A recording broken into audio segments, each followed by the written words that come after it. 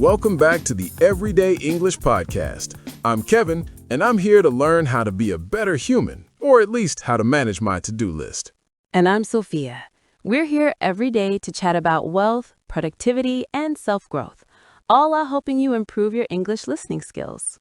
Today, we have a very exciting topic, mastering the art of greetings, and finally moving beyond the classic, fine, thank you, and you? That's right, Kevin. Most English learners are taught the textbook response, but in the real world, how are you can be answered in so many more interesting ways. I definitely need this. Actually, Sophia, let's try a little role play. Imagine I'm walking into a networking event and I see an old colleague. Oh, hey, Sophia. Long time no see. How are you? Hey, Kevin. I'm doing great. Thanks for asking. Life has been a bit of a whirlwind lately, but in a good way. How about you? What's new? I'm fine, thank you. And you? See, I did it again. I sounded like a robot from a 1990s textbook. It's so hard to break the habit. Don't worry, Kevin. That's why we're here today. We're going to break down how to sound more natural and how to actually keep a conversation going. So, Sophia, why is fine, thank you so bad?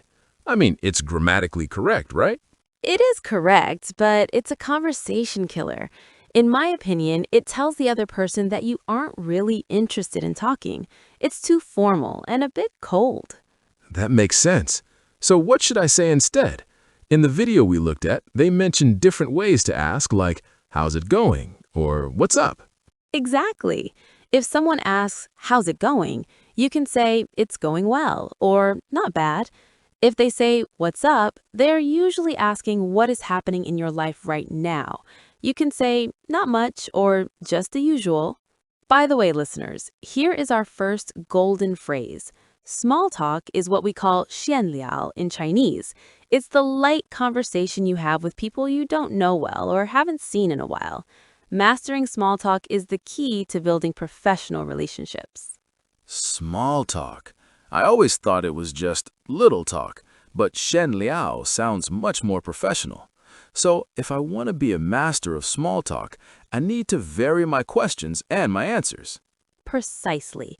You want to match the energy of the person asking. If they are enthusiastic, don't just give a one-word answer. Okay, let's dive deeper.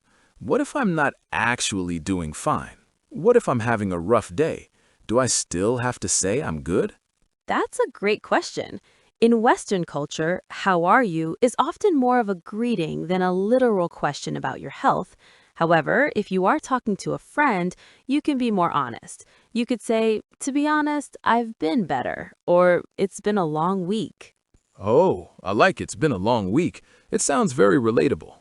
It is. And then you can follow up with a reason, like, I've been swamped with work. Listeners, here is our second vocab highlight. The phrase not too shabby is a very common way to say 还不错 or 挺好的 in a casual way. For example, how's the new job? Not too shabby. It sounds much more native than just saying good. Not too shabby. I'm going to start using that today. It makes me sound much more confident.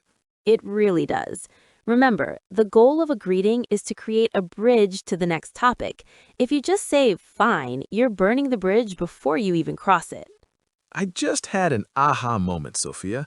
I realized that when people ask, how are you, they aren't looking for a medical report. They're looking for a connection. Exactly, Kevin. You've got it. It's about social lubricant. It makes the rest of the interaction smoother. Wow, that changes everything. I used to get so stressed thinking I had to explain my whole day. Now I realize I just need a few golden phrases to keep the ball rolling. Speaking of keeping things rolling, if you listeners are enjoying these tips and want to support our show, you can buy me a coffee.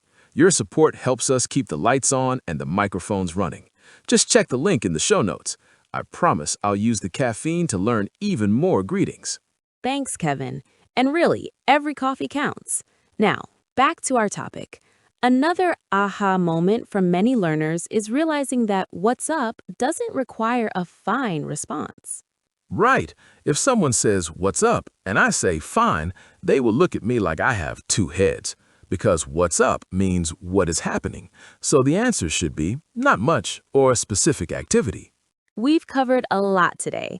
We talked about why fine thank you is a bit outdated, how to use small talk effectively, and how to use phrases like not too shabby. I feel much more prepared for my next meeting. I'm going to retire fine thank you for at least a week and see what happens. That's the spirit. And that leads us to today's challenge for our listeners. Today's challenge is simple. The next time someone asks you, "How are you?" do not say, "Fine, thank you." Try using "not too shabby," "pretty good," or "it's been a busy day." And if you're feeling brave, try asking, "How's your day going?" instead of the standard, "How are you?" See how the conversation changes. I love it. Let's see if we can all be a little more human in our English conversations today. Well said, Kevin. Thanks for joining us today on the Everyday English Podcast. See you tomorrow, everyone.